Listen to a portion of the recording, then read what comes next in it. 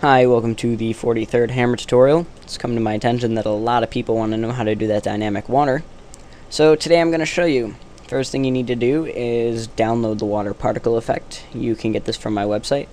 Go into TopHATwaffle.com, then downloads, and miscellaneous, and dynamic water. You want to save that to your desktop.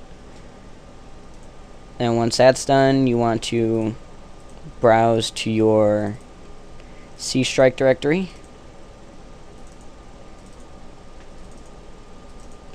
and then once in your C strike directory you want to open up the file that we just downloaded, dynamic_water.zip, and you want to put particles into your C strike directory. Now inside particles you'll see particle manifest.txt and combine_fx.pcf. This is the actual effect.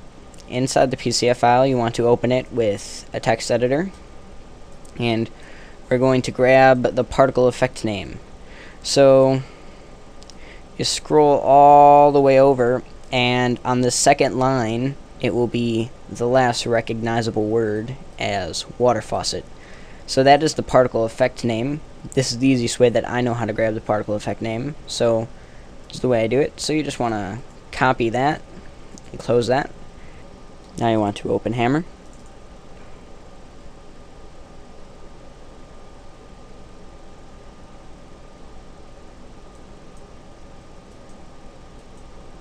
And load your map.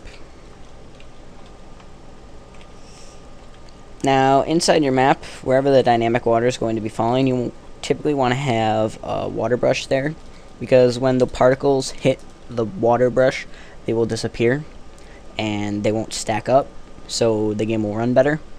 Each particle system has a maximum of 1004 particles, so they will fade out if you have them run for too long.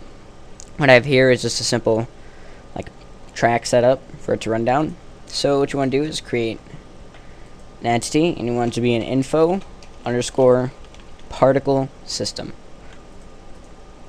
And under particle system name, you want to paste water faucet, like we copied from there. And now you can set start active. Yes. If you don't want it to start active, it also has a start and stop input for if you want it to be triggerable by button. Now we have control point 1. If set, control point 1 will be the effect of this entity's location. So there's a lot of control points here, and you can have up to 63. So basically you can have info targets placed around your map and have one info particle system, but it will only spawn from the highest one. So if you have 5 particle systems, it will spawn from 5 only until you tell it to get rid of 5 and bump to 4.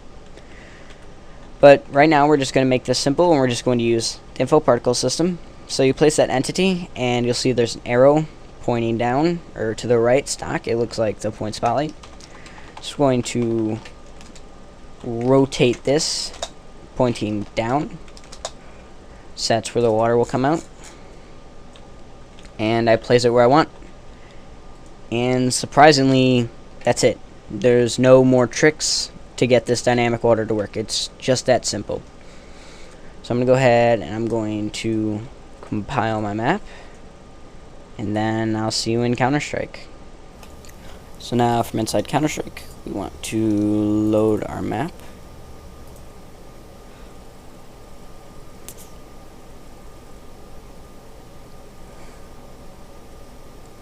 Join a team.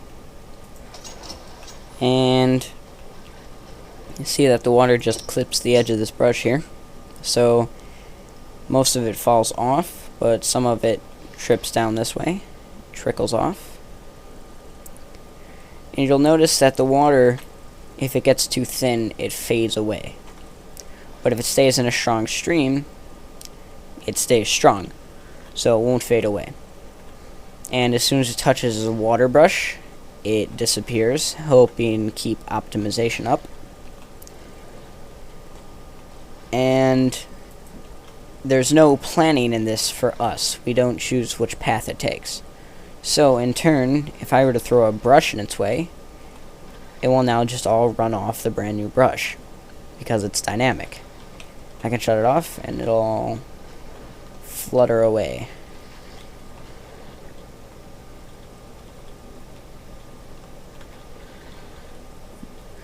I hope this tutorial helped you create dynamic water.